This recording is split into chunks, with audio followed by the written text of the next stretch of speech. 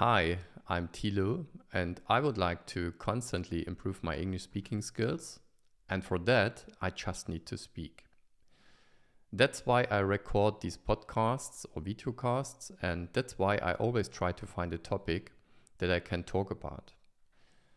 I'm not a professional in English teaching, and I don't claim for myself to deliver everything in correct grammar, intonation, and spelling. I just want to share my experiences on my way to learn English with you, and I just want to speak English to train it. Today is May 27, 2022, and we are on episode 4, and I want to talk about passive voice and anything else. By the way, I always watch the last episodes again to assess them for myself, and there I often discover mistakes and statements that I would have liked to do differently in retrospect.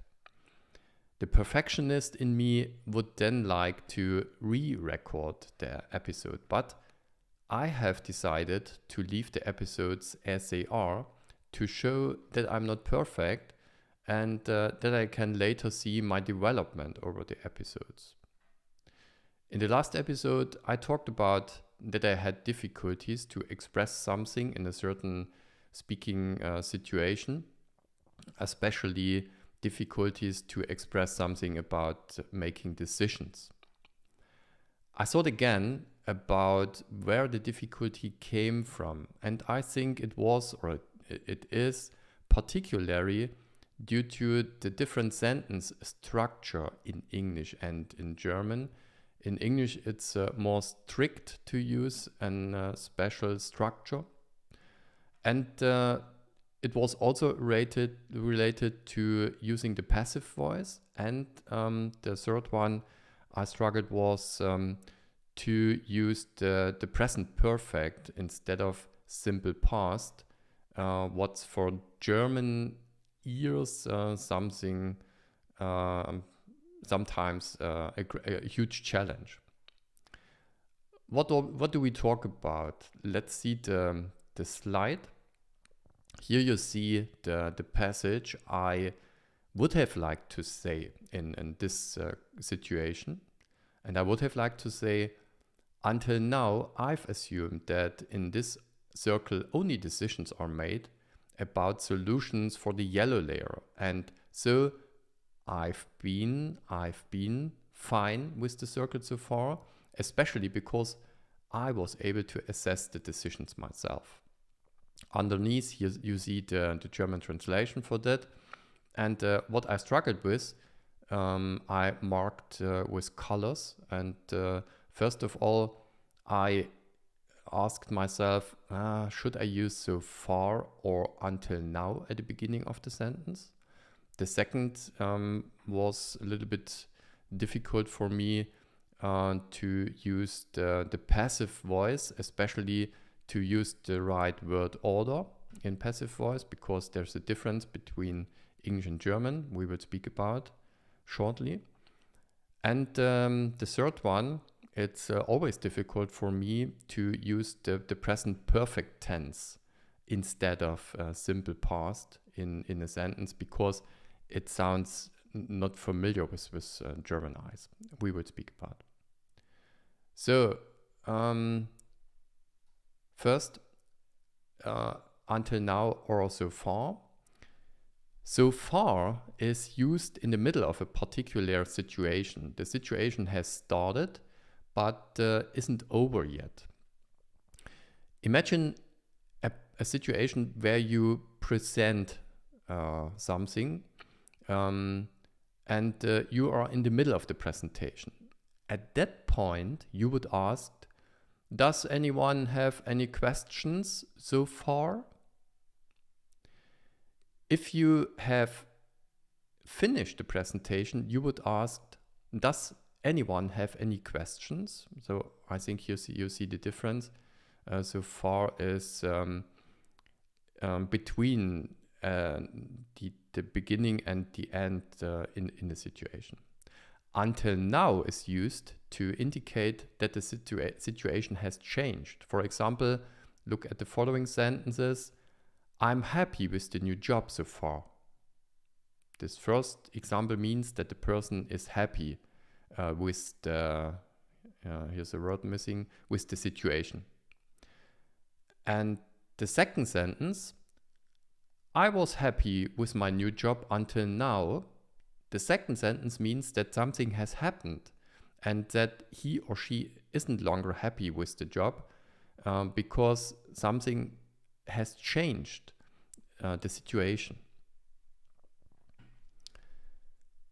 Now, concerning the passive voice.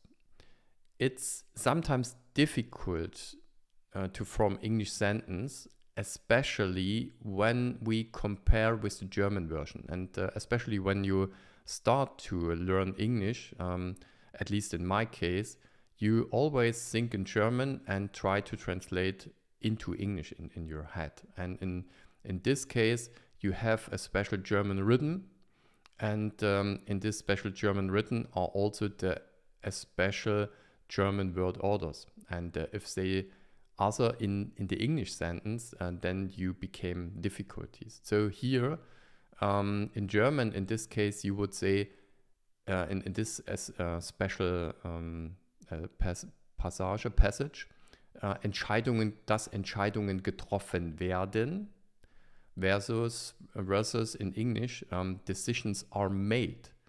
In English, we don't say decisions made are, like word by word translation from the German sentence. So here we use decisions are made. And this is always when you came in trouble, as long as you think in German and translate word by word in your mind. But it's only at the beginning when you learn English. At some point you switch to use the English sentence structure. At least in my case, it was. So what is the passive voice? In the passive voice, the action itself is emphasized, not who performs it. So decisions are made. It's not interesting who made the decision. Who made the decision? It's always interesting that the decisions are made. This is the character of the passive voice. We form it by putting the auxiliary verb to be into whatever tense we need and adding the past participle. Past participle is the third form of the verb. May you remember that in the English verbs have always 3 verb forms. So from the active, we make a decision. The active will become a decision is made. Now we make a decision is the active form. We make a decision, and in the passive voice form, it is a decision is made. So examples, until now, I've assumed that only a decision is made about solutions for the yellow layer. Or when we speak about plural, until now, I've assumed that only decisions are made. Or other example, that only a solution is developed. And also the plural case for this sentence, until now, I've assumed that only solutions are developed for the yellow layer. Then in this case, you need to use are. Okay, and the third one I struggled in this special situation was to use the present perfect instead of the past. And in this case, in this sentence here, and so I've been fine with this circle so far, especially because I was able to assess the decision myself here. And so I've been fine. And so I've been fine with this. This is really unfamiliar with German, for German eyes. to hear this, because in German we rather would say I was fine with this circle so far.